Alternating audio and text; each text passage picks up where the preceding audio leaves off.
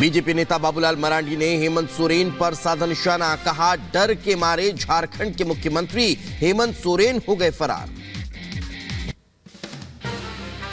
JMM नेता सुप्रियो भट्टाचार्य ने BJP को दिया जवाब, कहा मुख्यमंत्री अपने निजी कार्य से गए कहें 31 जनवरी को ईडी के पूछताछ में शामिल होंगे।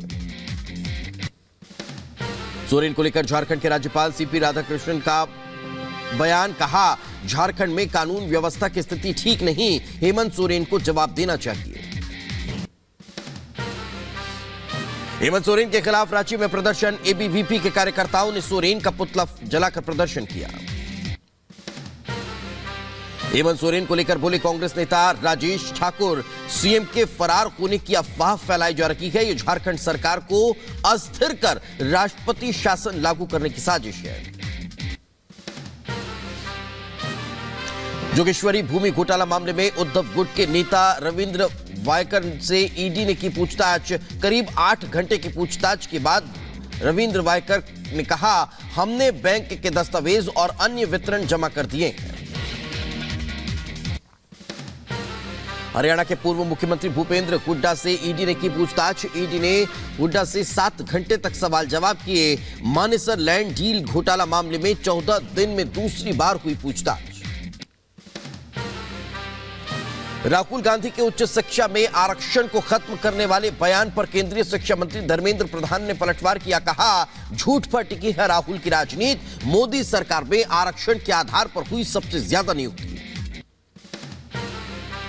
राहुल गांधी की भारत जोड़ो यात्रा पर यूपी के कैबिनेट मंत्री नंदगोपाल नंदी ने चुटकी ली है, कहा पिछले कई सालों में किसी ने अपने बच्चे का नाम नहीं रखा राहुल को समझदार कहने वालों की उड़ाई जाती है हंसी।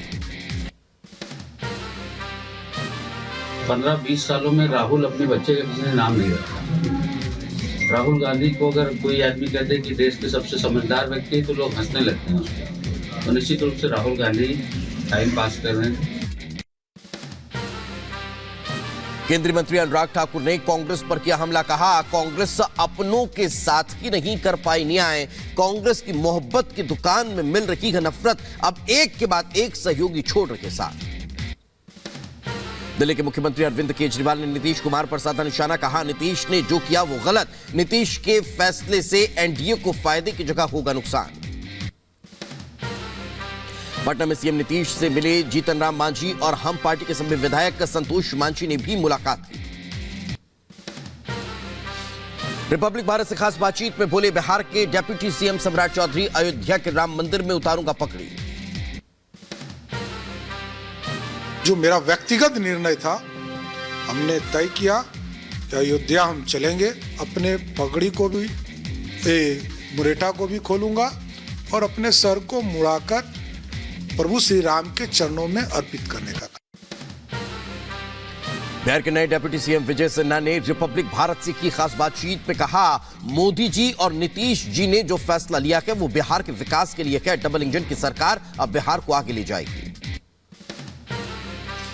नीतीश कुमार पर आरजेडी सांसद अमरेंद्र सिंह धारी ने साधा निशाना, कहा उन्हें अपनी कुर्सी बचानी है, पूरी दुनिया उन्हें पलटू राम कह रही है। बीजेपी अध्यक्ष जेपी नड्डा से मिले मध्य प्रदेश के मुख्यमंत्री मोहन यादव, दिल्ली में जेपी नड्डा के आवास पर मुलाकात हुई। बंगाल के बैरकपुर में कानून व्यवस्था को लेकर बीजेपी का हल्ला बोल, कार्यकर्ताओं ने किया जोरदार प्रदर्शन, पुलिस ने किया लाठीचार्ज और वाटर कैनन का इस्तेमाल। बंगाल बीजेपी अध्यक्ष सुकांत मजुमदार की अगुवाई में बीजेपी ने बैरकपुर पुलिस थाने का किया घेराव, बंगाल पुलिस पर महिला कार्यकर्ताओं पर बेरहमी से लाठीचार्ज का विरोध। बैरकपुर में बीजेपी कार्यकर्ताओं पर पुलिस ने वाटर कैनन का इस्तेमाल करते हुए बंगाल बीजेपी अध्यक्ष सुकांत मजुमदार ने कहा, यह तालिबान पुलिस है जो ममता बनर्जी के निर्देश पर काम कर रही है। दिल्ली शराब घोटाले से जुड़े मनी लॉन्ड्रिंग मामले में आरोपी संजय सिंह की जमानत अर्जी पर कल सुनवाई जारी। दिल्ली हाईकोर्ट में कल ईडी के वकील दलील रखेंगे, संजय सिंह के वकील की तरफ से दलील पूरी हुई। उत्तराखंड में जल्द लागू हो सकता है यूसीसी, 2 फरवरी को कानून का ड्राफ्ट सौंपेगी कमेटी, बजट सत्र में धामी सरकार लाएगी विधेयक। उत्तराखंड में यूसीसी पर बोले कांग्रेस नेता हरीश रावत, यूसीसी पर विधानसभा का सत्र बुलाकर उसे पारित करवाना राज्य सरकार की फिजूल खर्च को बढ़ाने का उदाहरण है।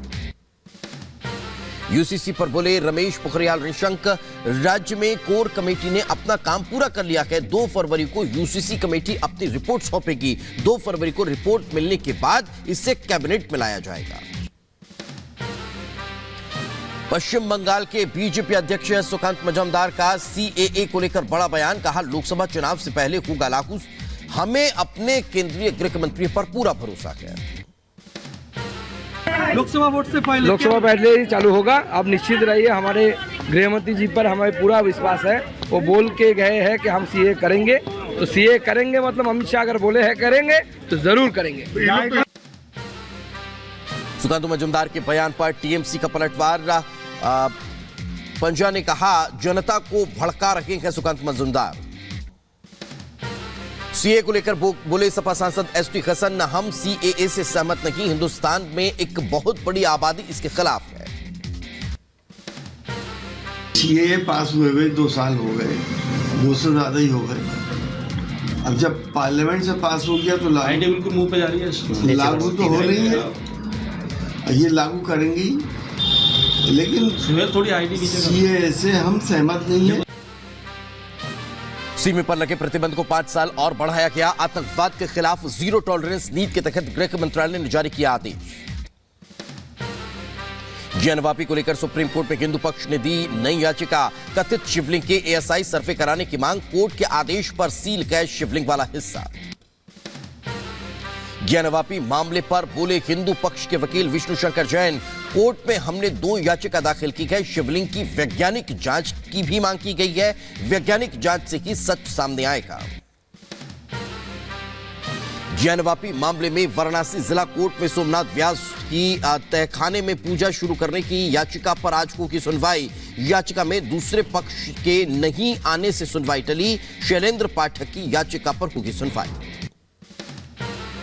Army chief general Manoj Pande ने एलएसी पर कहा, एलएसी पर स्थिति स्थिर लेकिन संवेदनशील बनी हुई है। सैन्य स्तर के साथ साथ कूटनीतिक स्तर पर भी दोनों देशों के बीच बातचीत जारी। राम मंदिर पर जौनपुर के बीएसपी सांसद श्याम सिंह यादव का बड़ा बयान, कार सेवकों पर गोली चलाने के मुलायम सिंह सरकार के फैसले को सही ठहराया।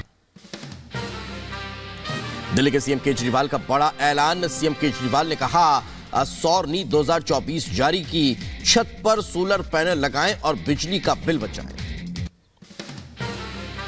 गुजरात के नर्मदा में एस जयशंकर ने एम्बुलेंस पीएससी हेल्थ सेंटर का उद्घाटन किया। नंडोल में चिल्ड्रन होम फॉर गर्ल्स का भी जायजा लिया। दिल्ली के विजय चौक पर बीटिंग द रिट्रीट सेरेमनी, तीनों सेना के संगीत बैंड ने दी 31 भारतीय धुनों की शानदार प्रस्तुति। कार्यक्रम में राष्ट्रपति, उपराष्ट्रपति, पीएम मोदी समेत कई दिग्गज मौजूद रहे। बिहार के गया में आयुर्वेद महाविद्यालय के दीक्षांत समारोह में पहुंचे राज्यपाल राजेंद्र विश्वनाथ आर्लेकर। आयुर्वेद में पास आउट हुए कुल 65 छात्राओं को राज्यपाल ने सर्टिफिकेट दिए।